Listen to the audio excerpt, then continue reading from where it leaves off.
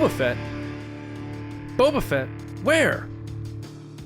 Literally everywhere. That's where Boba Fett is.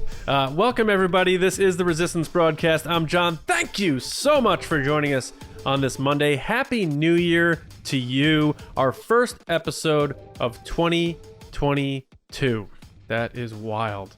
And hopefully, in a few months, we'll be at Star Wars Celebration. It's officially the year of Star Wars Celebration, the year of Star Wars. More content than the history of Star Wars. This is going to be, if it holds true to what we expect to come out this year, just from a live action standpoint, there will be more Star Wars live action content put out this year than the entire Skywalker saga combined. Think about that for 1 second. And your second is over. James and Lacey with me as always. What's going on, guys? How we doing? Going good. Lots of Boba Fett here, there, everywhere. Even in the show notes, the Resistance Report this week, there's a little bit about Boba Fett that doesn't even really have to do with the book of Boba Fett or anything like that. Yeah. It's just kind of like, here's another little tidbit that's getting tossed out because people are revving up on this character right now. So he's everywhere. So that's good. Yeah, and we had a lot of fun on the Mando Fan Show, the season debut last Wednesday, back in 2021. Lacey, but I hate those jokes. I don't know why I did it. Lacey, what's going on? It was last year, dude. Why are you bringing that up now? Yeah. I thought you were gonna, when you were like, Boba Fett where? I thought you were gonna say on Disney Plus, but you didn't. And then joke. Well, I'm not Bob Chapek. It's true. I'm doing good. Like James said, we had our Mando Fan Show last week, and it was just really awesome to chat with everybody. It was a really, really great way to kick off the latest Mando Fan Show, which I've been missing. I've been missing talking about Star Wars in the way of like, hey, we've just watched it and it just aired, and let's reflect on it. It's just a different feeling. You know, the hype and excitement of watching a show with other Star Wars fans is just so great. Mm-hmm. Yeah, and just for people who maybe have not had a chance to watch that live, or you haven't caught it on the podcast feeds yet, definitely give it a listen, especially if you want to enter to win the Mando code bounty. So we released the first number, and we're releasing one number every episode, and then we're going to give you an opportunity to figure out what that is and enter to win the Boba Fett Black Series new re-armored version of the electronic helmet. So but also, it was just a great show, such a great time. So definitely go check that out if you want to, feel good talking Star Wars. It was a really good vibe last Wednesday, and that's what we always try to do here, whether it's TRB, Mando Fan Show, or whatever we're doing. But real quick, before we get into the show, speaking of Mando Fan Show, head to store.resistancebroadcast.com and check out our new Season 3 variant of the Mando Fan Show shirt. It's green, has Boba Fett on it, and our Mando Fan Show logo. James put that together for us, so thank you, James. And it's up there in a hoodie and t-shirt, so go check it out. It will only be available through the end of the Mando Fan Show, aka the Book of Boba Fett. So February 9th is the cutoff, so get it by then. I'm really excited to get into a couple of our stories, so why don't we just get after it right now, James? It's the Resistance. All right, guys. I kicked it off right there at the beginning. I was talking a little bit about Boba Fett showing up when it really isn't even about the book of Boba Fett, but the Kasdans, famously are so heavily involved in Star Wars. They were doing a piece for the New York Times, and they were asked specifically about the use of Boba Fett and in their content, and they said, Boba was always off limits in everything that we did because he was in development elsewhere. So this kind of leads to knowing, that he was also wanting to be used in Solo, which is interesting too. A place where I think most fans went into Solo being like, well, absolutely, Boba Fett's going to be in this. They're going to do that. Mm-hmm. I had heard years ago. Actually, this was from the late, great John Schnepp. He said he was under the impression that they were going to do the tie-in, like Solo was going to have a scene where Boba Fett shows up, and then they were going to do the Boba Fett movie, and then like in that, they were going to show the same scene, but like from his angle and Alden was going to be in it. Man. They were going to do that. And I don't know how true that is. You know, I kind of took him to his word. But it makes sense. And we knew that stuff was in development at the time.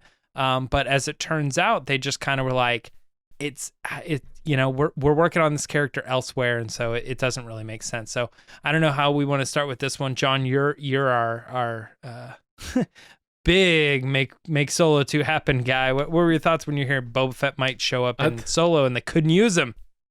I thought you were gonna say Kasdan guy. Oh, that too. That's also true. Yeah.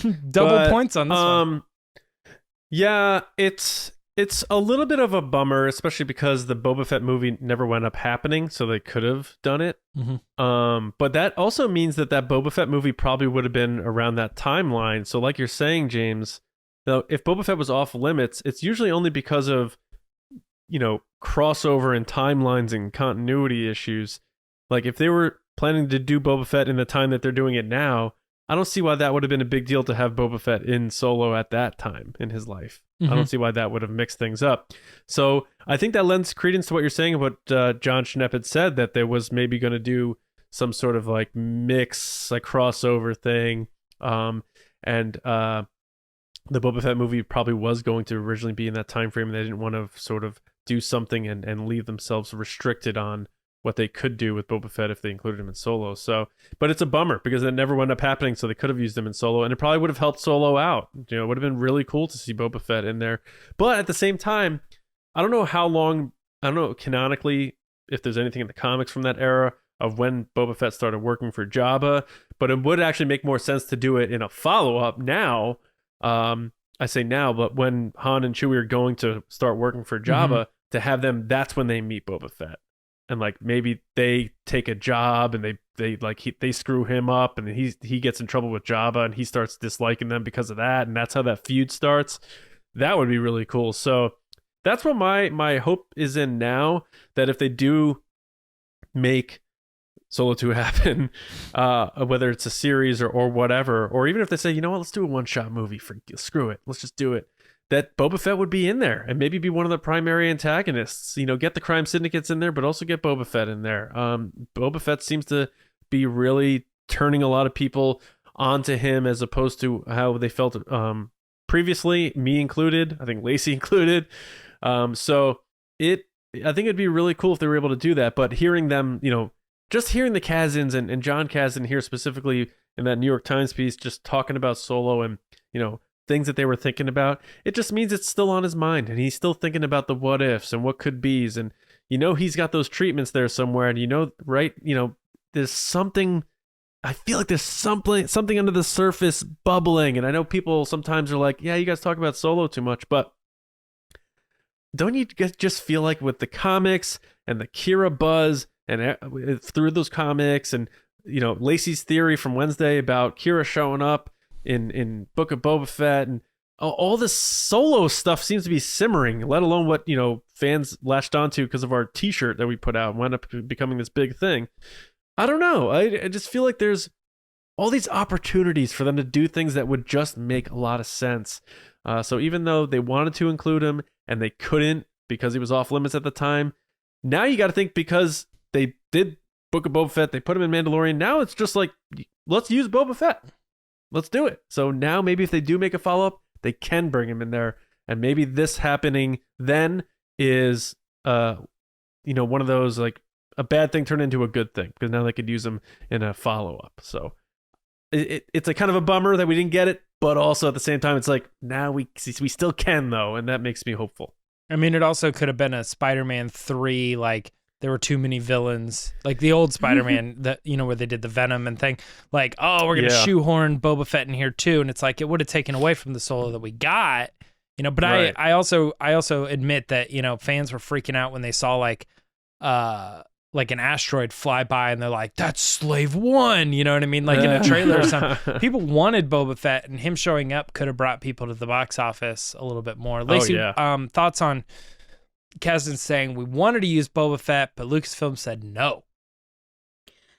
Man, I think Lucasfilm's story of the decade is blah, blah, blah is off limits. Like, we heard it from Jon Favreau. We heard it from the Kasdans. They're like, nobody can touch Boba Fett, which is interesting to me only because with the way they try to tie everything in, which you look at something like Marvel where everything is connected to a degree that's like kind of obscene of how everything's connected and the way they plan cameos and little tidbits here and there. You think that would also translate over to Star Wars, and that's just not the case. And it seems like there's a period of time here between Solo and the Boba Fett series or movie and the Kenobi movie and all these other things that there's a period of time where Lucasfilm wasn't sure how these puzzle pieces fit together.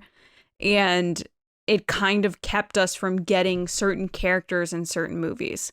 I said this on Wednesday, and I think it still stands and remains true, obviously, is if you looked at any type of like clothing or marketing or anything about like rivals in Star Wars, it would always be Boba Fett against Han Solo. Like all the time on notebooks and t-shirts and articles and all these other things, like big countdowns, like the top rivals in Star Wars. It was always Boba Fett and Han Solo. So to me, it was surprising that he wasn't in the Solo movie, even just a moment, a glimpse because of what's to come. And I think there is a story there to be told. Now, obviously, we haven't seen the rest of the Book of Boba Fett, so we don't know if that could be coming. But I think there is an opportunity here to really play into that rivalry and interesting relationship that we didn't get all the background and details in the original trilogy, but that you knew was there. There's always this feeling that you're like, there's something there that we haven't really experienced yet. So I'd love to see that come into fruition, but it's kind of crazy, man, when you hear these interviews with the Kasdans where they're like, we wanted to do this, we were told no. We wanted to do this, we were told no. We wanted to go into this, it didn't happen. It just makes you wonder if you could sit on one of these meetings and see what was discussed or a notebook that was notes were taken from these meetings of what could have been. And I just wonder what's being repurposed now that they're going in a different direction with the Disney Plus series and with The Mandalorian, how successful it was. What does this mean for these other characters that might have been tabled? Now, we've seen that change for Kenobi. Could it change for Han Solo in the way that it's changed for not just Kenobi, but also for Boba Fett? Yeah, I don't know, man. Like, this makes me... Like, okay, so you were saying, John, that now that this was kind of the way that it was, and that story, that Boba Fett situation ended, maybe now is the time that they could do both. This still kind of makes me feel like, say they are doing the Han and Chewie adventures or Solo 2, say they're gonna do that. It makes me feel now that if Lucasfilm at one point was saying, no, you can't use Boba Fett because we're already currently using Boba Fett in a different era or different timeline or whatever. That now that they've opened up the door with the Book of Boba Fett and he's going to be involved in The Mandalorian, he's going to be involved in like the crossover, possibly Ahsoka, all these things, it might feel like they're saying, that's our Boba Fett for right now. That's the Boba Fett we're promoting. It's this Boba Fett of this era, of this time, and we don't want a conflicting Boba Fett showing up here, and that scares me because I'm like, you're Star Wars. Like, get on the same page or something and figure out, your canon and what, what's going to happen. Let these guys know that in this story, this happened to Boba Fett, and maybe that can be future writing or future storytelling or something. But then just make sure that your team over here isn't doing something like giving him some crazy origin story that doesn't line up with your Mandalorian stuff. Look, if all these other companies can do it, like, why can't you? And you guys are already doing it with like all the authors of like the High Republic stuff. You guys got like 5 different stories that are all happening at the same time in different books and stuff. Things can be worked out. So I don't feel that's a reason, but it's a bummer that Lucasfilm is setting down a precedent here by saying, oh, you want to use Boba Fett, a very popular character? He's off limits because we're developing the Boba Fett story over here. And it's like, but can't you? They did it. Just they did it with Luke.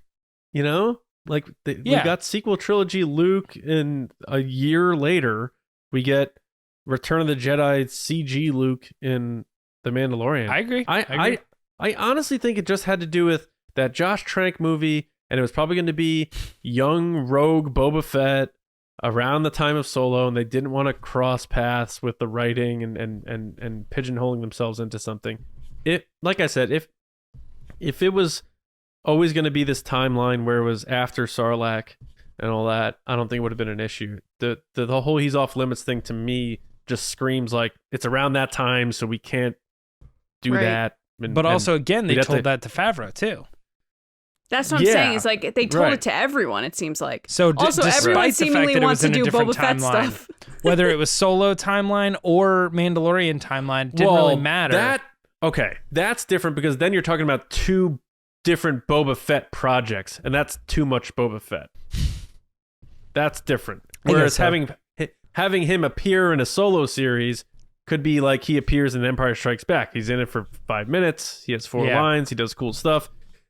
If you're not ever going to do a Boba Fett movie and a Boba Fett series at the same time. It is interesting enough, though, that all these people were like, "Hey, can I get a Boba Fett project going?" And they're like, "Another one." Yeah. They're like Josh Trank is the one. Yeah. The one. Oof. I think he made another movie. So, and I like Chronicle. Hey, I like Chronicle, but then he just took like big Fantastic dives after Four. that.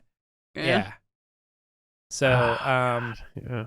I want to talk a little bit about our next story here, which is the fact that, we don't know exactly if this is going to be that Tales of the Jedi thing or not, but there is now an official listing for the company Icon, the Icon Creative Studio, who've been involved in many projects of CG, animated value, especially even for Disney, like Elena of Avalor, The Rocketeer, Monsters of Work, stuff like that. And this particular company put out a thing that says, hey, we're doing an exciting new project with Lucasfilm. You can see that they have multiple projects lined up, and one of them is this Lucasfilm thing that's coming up. So it looks like the Icon Studio, Creative Studio, is going to be working on a new animated project.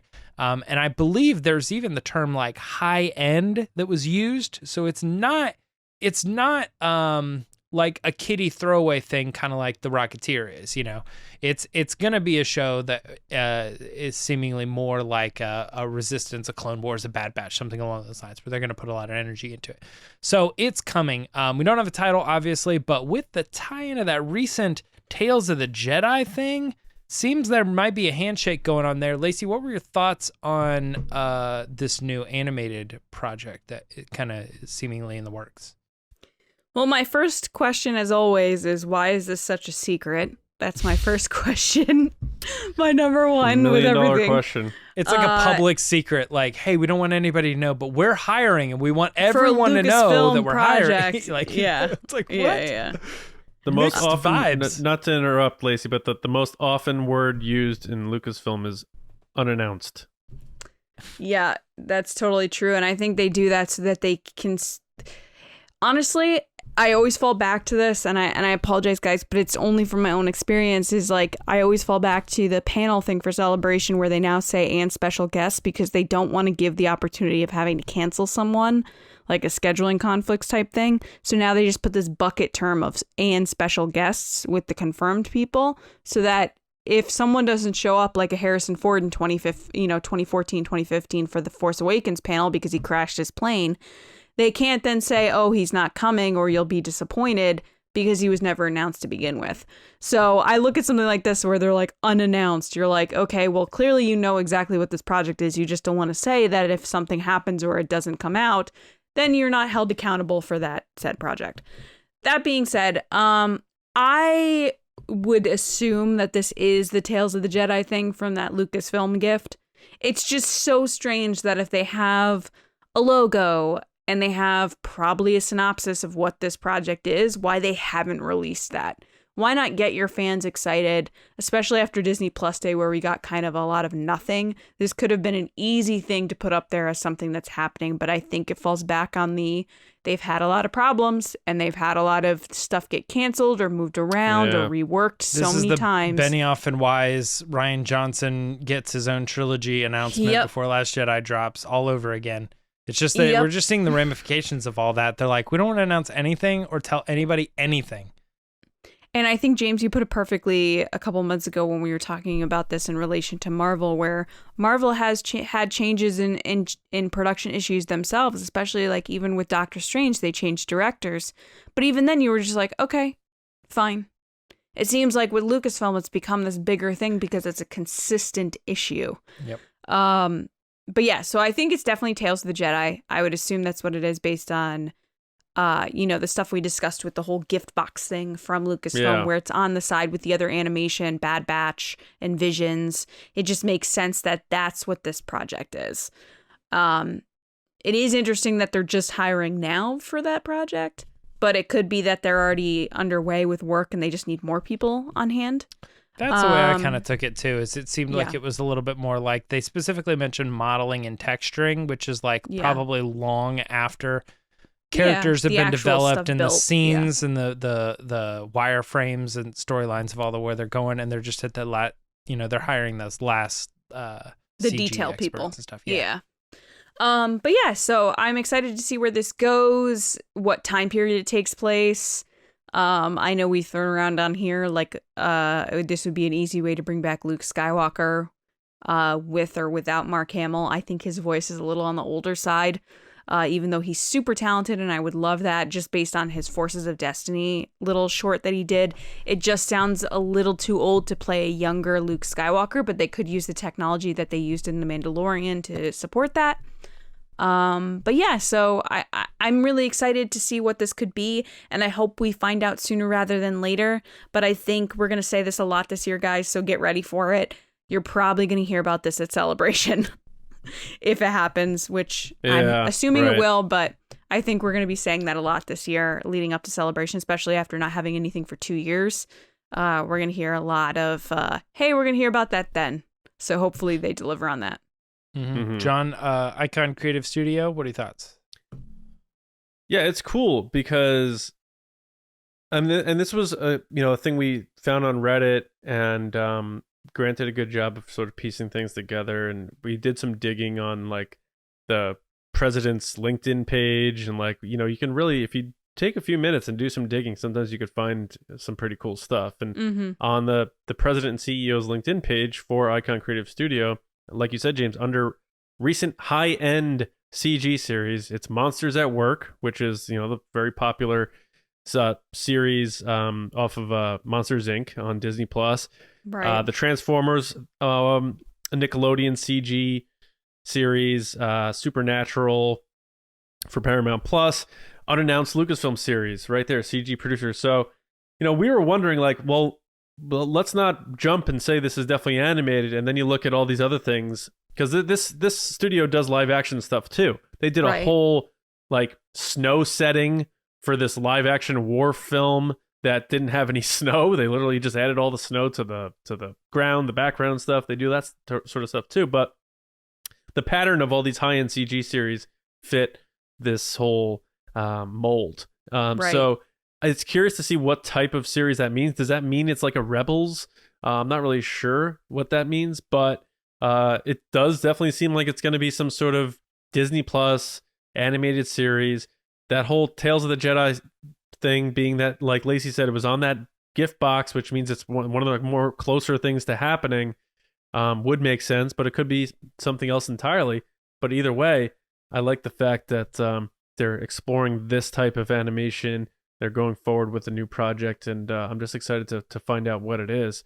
I'm always eager to find out where they're going with animation, especially now that Dave Filoni, at least we believe, has moved on now. He's now more of a higher executive in the creative world for Lucasfilm. He's in the live action realm. He obviously has aspirations for directing, and it seems like he's sort of stepped away and moved on from animation. Not to say animation's below from a creative standpoint, but the big game hunting is live action, and it He always just has will different be. goals. Yeah. Yeah, that's the big money maker is the live action stuff. I mean, I don't think that's a slight. That's just a fact. And he's moving up in his career. And like I said, he's one of the more higher executives now in the creative end for Lucasfilm. So I'm just really curious to see who takes the reins. Who's going to be the new Dave Filoni for animation? Are they going to have that type of person? Or is it going to be one of those things where they kind of parse it out?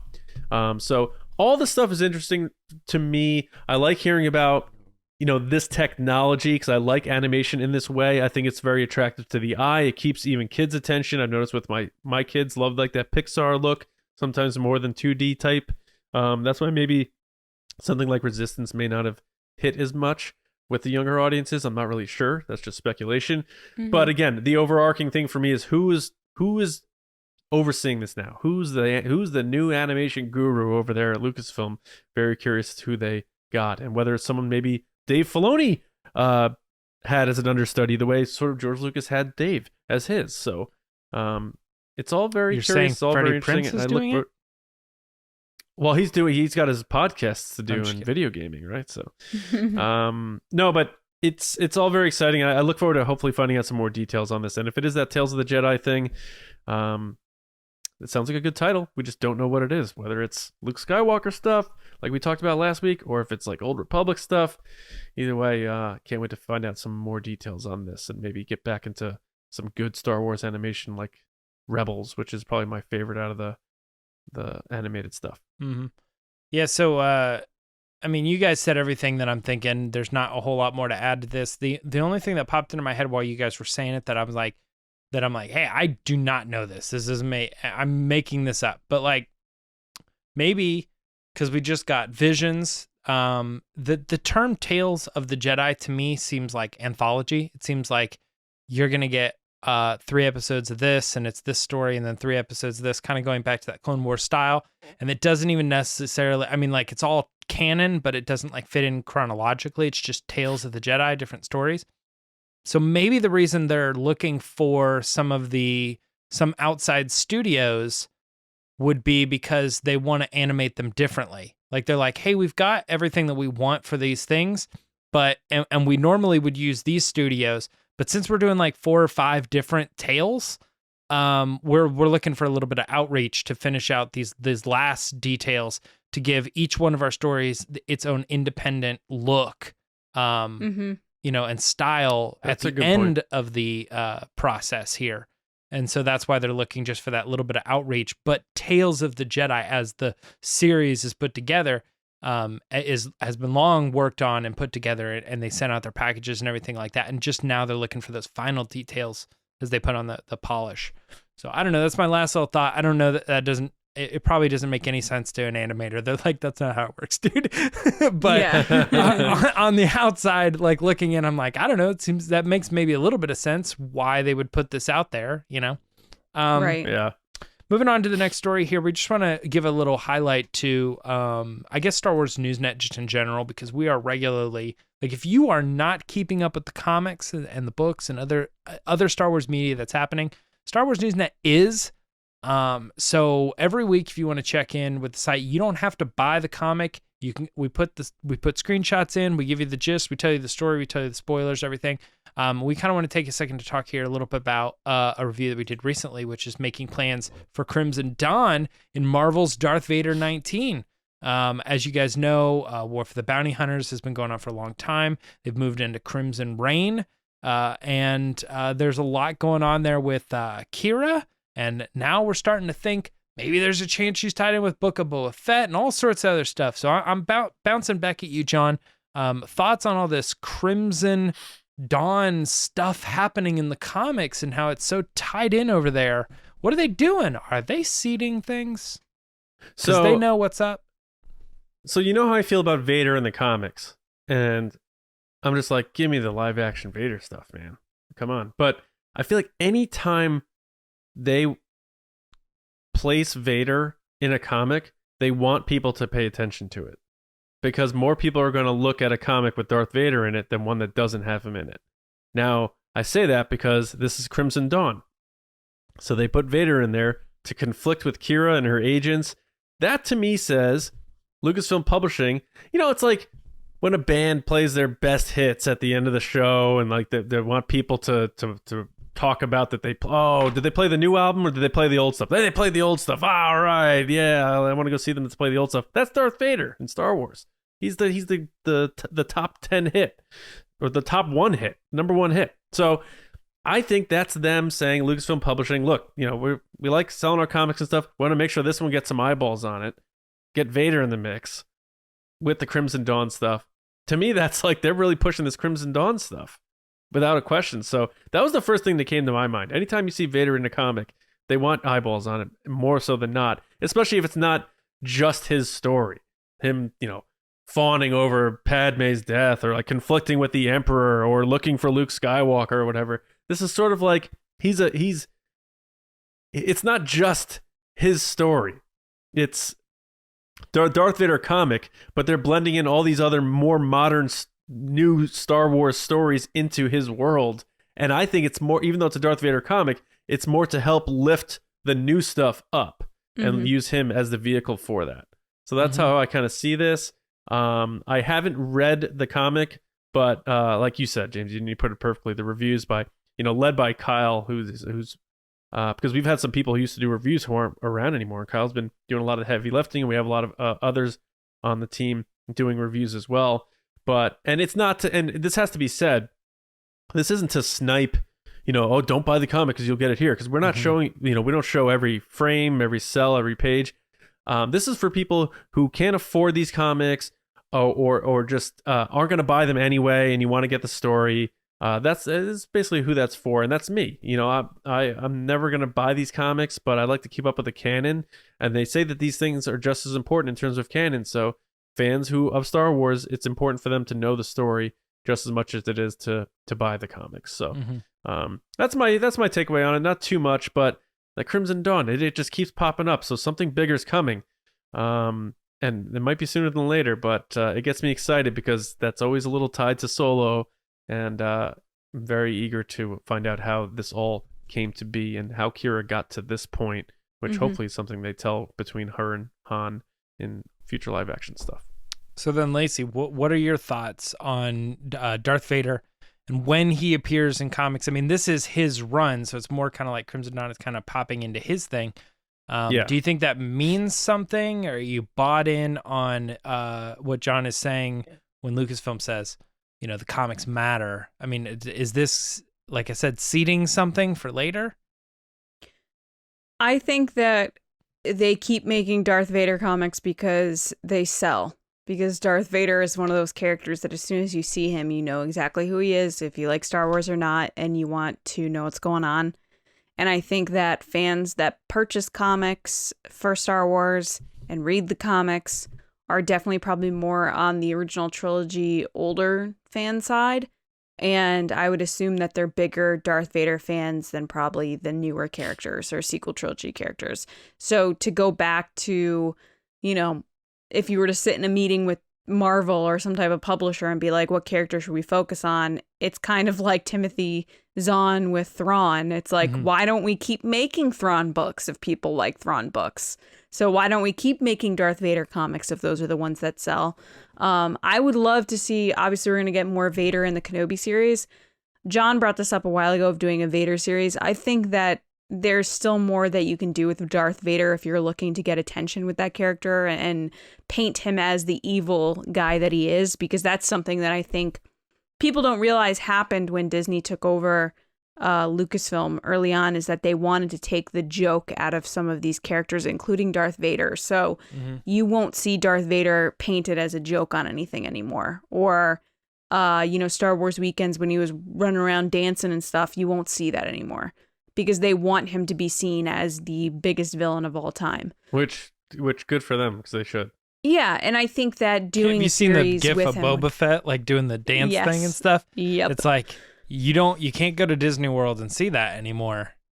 Yep. Because and you shouldn't. I'm sorry. Yeah. So they kind of like revamped the characters, and I know I fell into this bucket with working for Star Wars Celebration, is I kind of got a little note of, hey, you can't speak on behalf of characters, you can't do this on social media, you can't do this in marketing.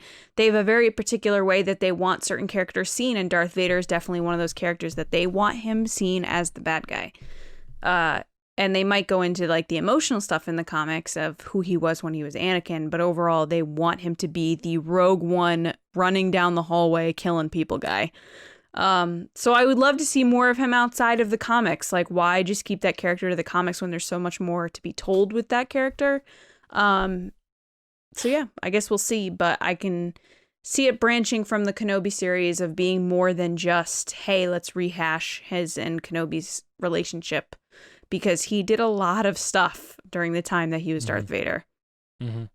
Yeah, I'm with you on that. I think that's one of my main takeaways from the fact that they've done 3 Darth Vader series now. Is I'm like, right. It's very clear that the Darth Vader series stories work and that people are paying attention to. It just reminds me of Thrawn. They keep making Thrawn books because people love the Thrawn books. Yeah, but to me, even still, like with Thrawn, I'm like, I don't care. I mean, I want Thrawn to exist in all worlds.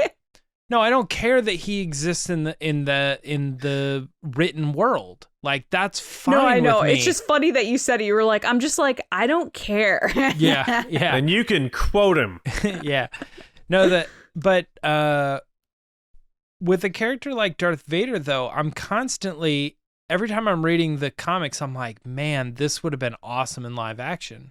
Mm-hmm. Like, and that's not the case with all the comics. Sometimes I'm like, I get why this is here, you know, and you want to tell the stories. It probably would be awesome in live action too, but that's not my general takeaway from a lot of the comics. Sometimes I'm like, these comics exist because they're comics and they're stories and they're fun and they're good.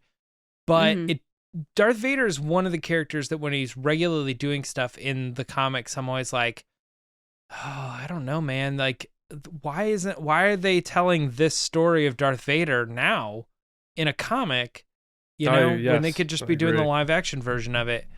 I don't know. It's tough. That being said, I was also going to move on to the High Republic stuff, because again, that's it's all kind of in the same vein. It's like there's really cool Star Wars stories out there. I've been pro read the books, read the comics. You know what I mean? There's good stuff going on with it too. And, you go first on that. You go first on this one. On the High Republic thing. Yeah. Yep.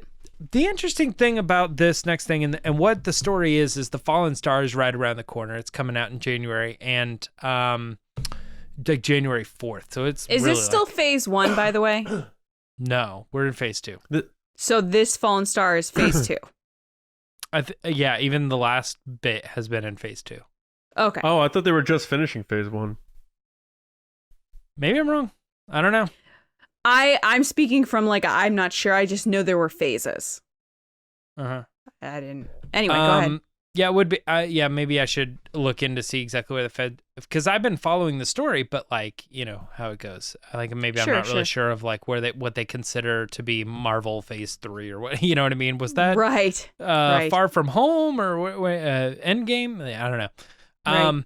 So where that exact line is drawn, but this is the Fallen Star, and this is, in my opinion, like the third major story, because you had your like A New Hope, you know, like everything's like great, and you had that story that's Light of the Jedi, you know, and then you came in with another novel where everything just kind of gets wrecked. Like you expect them to be fine, and then like midway through the book, just things start happening. They're getting hit so hard by the NEEL that it's just like, you know, it's The Empire Strikes Back. It's like, you know, we're falling apart here.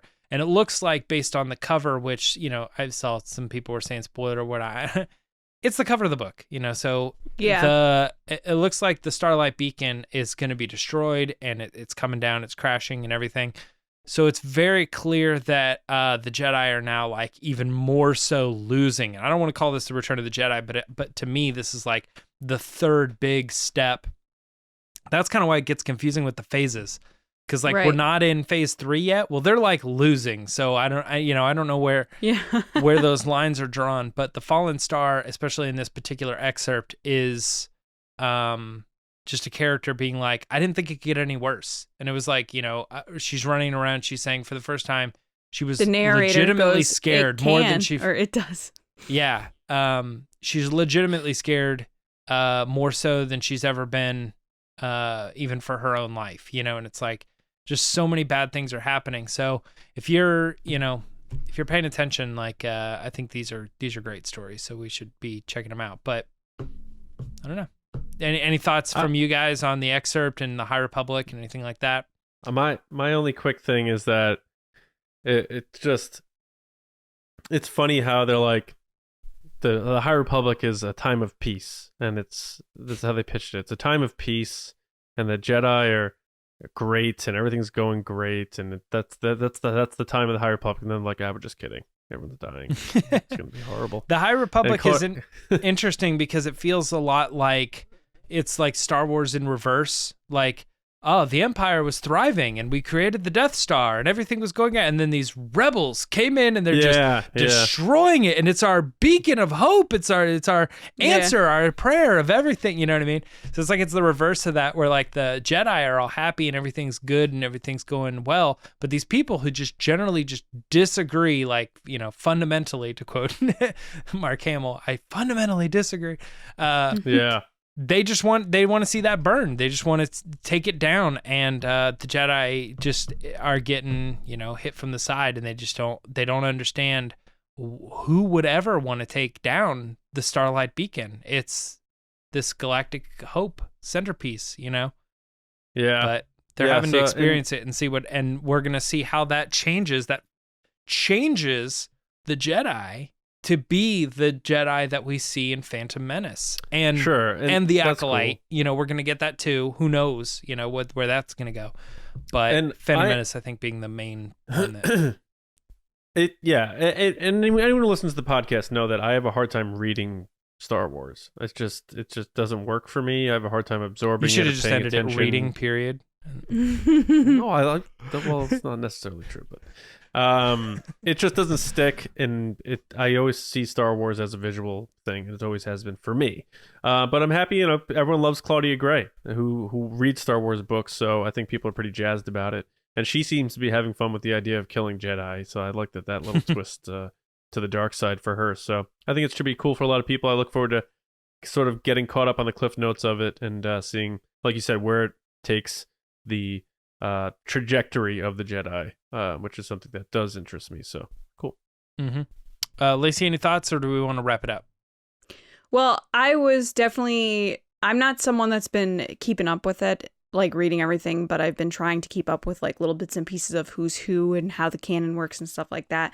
But I know I was one of the people that tweeted out this book cover because it's just so tragically beautiful. It's like such this like kind of picturesque sunset image. And I jokingly tweeted it with, I have a bad feeling about this, because you see the thing crashing to the ground in the background. And I got a lot of spoiler alert. Oh, warn us next time. And I was like, but it's a book cover. Like, this is what they put out. People get too far. I mean, come on. They get too far with that. I don't think people knew it was the book cover, which is fine. But I can promise you that I would never, ever openly put out a spoiler like that, ever. But I have to agree with John. It's like, if you had asked me what the High Republic was, I would have been like, well, it's the high time of the Jedi. It's, the wonderful, peaceful time. And then I look over and it's always like, every tweet I see about the High Republic is, I'm crying, this person's dead, how could you do this to me, said author, I'm gutted. And I'm like, is it a high, wonderful time? Is it a beautiful time for the Jedi? Or is it like a very terrible, sad, emotional time? That's why I've been enjoying the books, is for whatever reason, they're treating them, they're like, hey, these are the Jedi and they're great and they're heroic and you respect them in every way. And then you have a villain and a group of people that are just so bad. Terrible. And I don't even mean bad in the sense of like, I'm a bad guy, so I do bad things, kind of thing. Like it is like you kind of understand their sense of wanting to just kind of like, it's like Joker, for instance, like, like I just want to see the chaos thrive. Yeah. And so you understand where they're coming from. And I really think that he is a great villain. And so watching him plan out and lay out all these things, and then, you get to the end of a book and like, this character, that character dies, or what, the things that happen, you're always like, that's messed up, because it feels like you're watching Last Jedi and then like they kill Poe or something, and like right. oftentimes in those movies I feel like, oh, it's Star Wars and you got these characters and those are your main ones, but like with the High Republic, you guys will remember like they're like, and here's a character and here's one and here's one, and it felt like there were so many. But with that liberty, you have the time to build out all of those characters and develop them. And then you still have the liberty to like kill a lot of them off, you know? Right.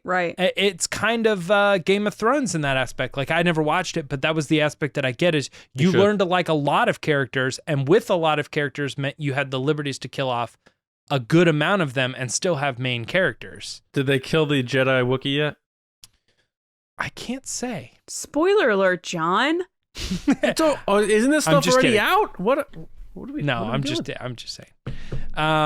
No, I Boba Fett escaped the Sarlacc? I mean, there's a chance that he's on the Starlight Beacon. You don't know, when it goes down.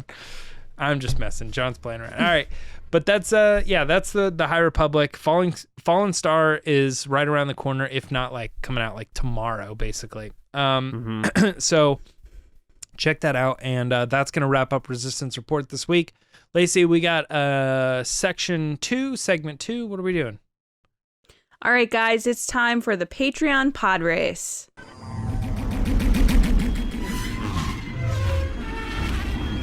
So it is the first pod race of 2022. Got to get used to saying that. And first of all, if you like the show, make sure to comment or like, subscribe on YouTube. Helps us grow there. Also leave a comment. You can follow us on any audio platform, including Spotify, which now lets you rate episodes or rate the show. So please do that if you have the time. You can follow us on Twitter at RBATSWNN or on Instagram at The Resistance Broadcast. If you want more than that and you want to support what we're doing here as we head into quite possibly the biggest year in Star Wars ever, and you support everything that we do about making new content and talking about Star Wars and going to shows and much more, you can head over to patreon.com/resistance broadcast starting at $2 a month. You say, hey, I'm a part of the base. I want to support what you're doing. I believe in Star Wars and what you guys are trying to do here. And you get tons of cool stuff like exclusive mini episodes every week. And as you go up, you get Discord access to an exclusive server, which is super fun, mailings and much more, live streams, what have you. And then our top tiers, our generals and spice runners, get a chance to be a part of the show. And this is that segment where we ask them a question, they give us their answer, and we talk about it a little bit. But before we get to that, I want to thank those people. So thank you to our generals: CARMELO, Andrew Staley, Jeremy Myers, John Reese, Jetta Rosewater, Paul Olson, Oliver Lewis, Frank Grande, Joe Ritchie, Darth Hurricane, John Charlton, Nick Kratz, Christian Morales, Brian Smith, Matt Chitty, Nathan Shank, and Val Trichkoff. Thank you guys so much for being generals. Our spice runners, the spiciest bunch. We got David Probus, NEEL, SHAH, Double C Chris, KENDALL GELNER, Ryan WAARA, Dave HORNAK, MICAH Harrison, and Thomas Hennessy. Thank you guys so much for supporting the Resistance. We can't wait to see what this year will bring, and your support helps us get there. So this week we have General Frank Grande. What up, Frank? And we asked him, with Yoda being one of your favorite characters, do you want to learn more about him, his species, homeworld, who trained him, etc.? Or do you prefer those things remain a mystery? So Frank, take it away. Hey guys, how's it going? So Yoda, one of my all-time favorite characters. Do I want to learn more about him? Yes, to an extent. I want to learn about his early days as a Padawan, how he was trained, who trained him, a lot of his early adventures, and what he learned to become the Grand Master Jedi. But as far as species, I'd rather that remain a mystery. However, I do think it would be pretty cool if one day Grogu meets the Force ghosts of Yoda, and Yoda uses the Force to show Grogu all his knowledge and memories of their race. And all we see are just quick flashes of images of Yoda's memories of their people. And nothing's ever said, but by the end of it, Grogu smiles because he finally has answers of where he comes from and who he is. And I just think that would be pretty cool. So, but that's kind of what some of the things I want to see in future stories of Yoda. So I hope you all had a Merry Christmas and hope you have a Happy New Year, and may the Force be with you. Nicely done, Frank. Love your poster. Big Grogu fans here. John, what did you think? I love that he doesn't, even as big of a Yoda fan as he is, he would like to keep the species and that stuff a mystery to fans. And his workaround is that Yoda could have a moment with Grogu where he tells him, but we don't hear it. I think that's really cool because it would give Grogu some sense of belonging and closure on to where he's from originally, because we really don't know his backstory either. But also it preserves the mystery that sort of George Lucas always wanted to keep about Yoda, was like, you know, I'm going to beat you over the head with everyone's origin story, including C-3PO's. God help us. But not Yoda's. And I think that might be something that they preserve. So I think you're right, Frank. I think you did a great job. Thanks as always for your support. You're always so active in the chats and commenting on the episodes and engaging with us on Twitter everywhere. So that always means a lot. So thanks a lot, man. Great job. And Happy New Year. James? Man, Frank, you know, before this, I might have said the perfect pod race doesn't exist. But I agree with this like 1,000%. Yeah. It's not easy to say, do you want to learn more about this character or not? Because yes, absolutely. And anytime Yoda has been involved in stories, you know, we were just talking about the High Republic. Like, it doesn't matter if it's in the High Republic. It doesn't matter if it's like 50 years before Phantom Menace or what, you know what I mean? Whatever you want to say, like, there's times when they've used him in the comics and stuff, and it just, or Clone Wars, you know, anytime Yoda's involved, I'm like, I want to hear those stories. I want to know about the adventures that he went on. I want to know more about that character, and I want to see him and how he became the way that he became. But don't cross the line. You know what I mean? Don't overexpose, overuse Yoda. Don't show us the secret things about like his origin, you know what I mean, kind of stuff. I think that you're exactly dead on exactly how to go with this, and your example of him communicating with Grogu, because I mean it has to be Grogu, because you know we have a couple other of his species that you know are here or there in canon, but Grogu's the one that I think we're going to connect to the most, as far as, you know, like you see Yoda and Grogu talking together. It's a Wouldn't big they deal. have, they would have had to known each other because they were in the temple at the same time. Yeah. Yeah. And the same is Yaddle. And Yaddle recently in High Republic related content spoke, and she does not speak like Yoda. So The funny thing about him is that I still think about the Clone Wars panel at San Diego Comic-Con where Dave Filoni was like, yeah, I'd always ask George about Yaddle, and he'd be like, we're not talking about Yaddle. We don't talk about Yaddle. Yeah. It just makes me laugh. But I thought that was interesting when I was, you know, in the middle of that story and the character shows up and then she's talking and you're like, this is just normal basic talk. This is not like Yoda speaks. So that is I think I brought it up at the time, but like that's a sign that Grogu doesn't necessarily speak like Yoda. I don't know if that's a species thing that she overcame or whatever, but as soon as you start to question things like this, then you're like, well, then what's wrong with Yoda? And I just want that to be like a Yoda or a species thing, you know, and you're starting to answer questions that I don't want answered. So keep it. But then again, we're going to have to hear Grogu talk, right? That's going to happen. So that particular question, please. I mean, maybe they already made that decision and that's why they moved forward with the Yaddle thing to kind of like set us up, seed us like they are with the UFOs. Or Yaddle? I say both. I Han, Han. Yeah, I Han and Han it. Yeah. You Han and Han it? I Han and Han it. Do you Leia and Leia it? Not as much as I Londo it. That's not you a thing. Londo? Do you Londo? That's it. Yeah. Great pod race. Loved it. Thank you, General Frank Grande. You're awesome. Back to you, Lacey. That was just Southern. I thought it was Australian. Frank, I think you did a good job. You know, it's interesting with any of these questions about like finding out more about a character, because I feel like if you asked me a couple of years ago, I'd probably be like, yes, tell me every single detail about this person. Yes, tell. But there's something that's really comforting in not knowing every single thing about a character or story. I think nowadays we kind of fall into that due to fandom and just the world we live in with the internet and everything. It's like everybody needs to know every single detail and small little crumb about a character and where they fall into the bigger picture and where does the storyline go and what planet is it on and all these things.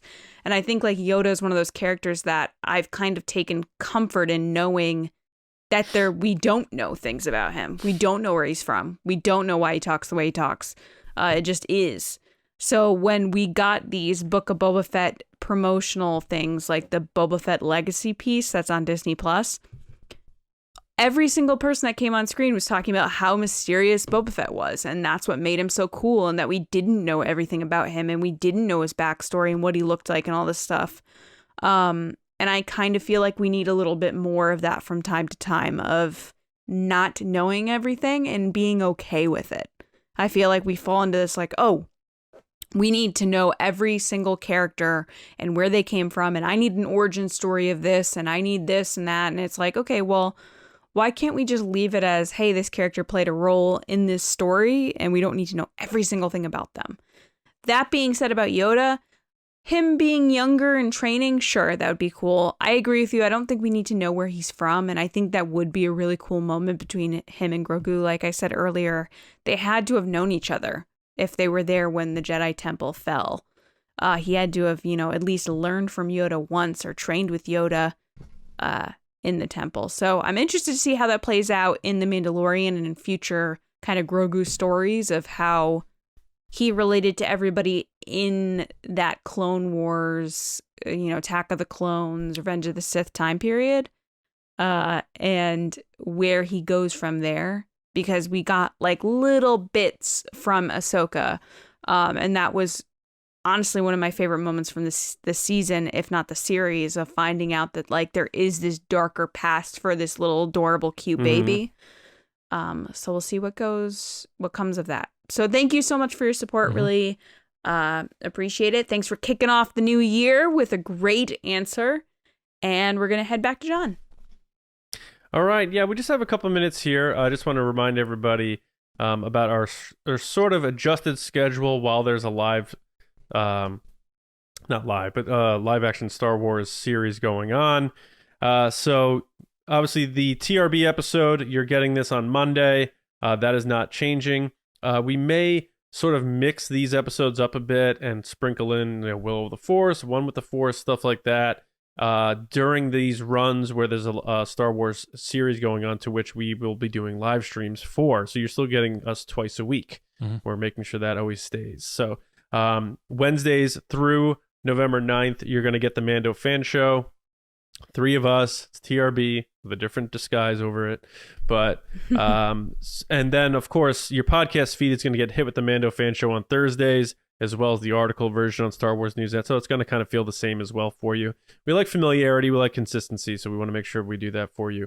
But again, the Monday episodes, we'll always do the Resistance Report. Sometimes we'll pop in a Will of the Force, maybe a little One with the Force. We'll make sure you're getting all your doses of TRB. And then once the Book of Boba Fett ends, if there's any sort of lull, we'll go back to the Monday, Thursday TRB as you know it. But either way, you're always going to get us twice a week. And it's always going to be on all your podcast apps.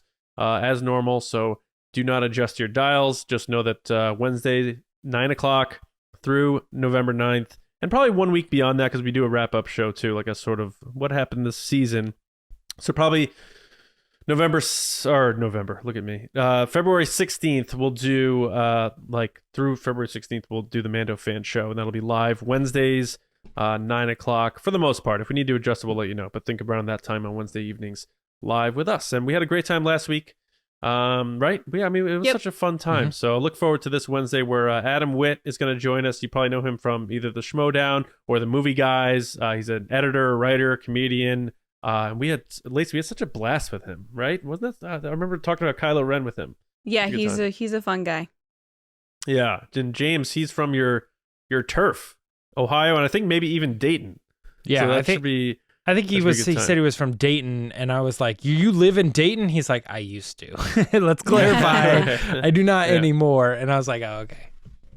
Yeah, so look forward to that. Join us on Wednesday, but that pretty much takes us to the end of the show. So just want to thank everybody for listening and watching and being a part of TRB. Like Lacey said, subscribe on your preferred platform, of course, the channel as well.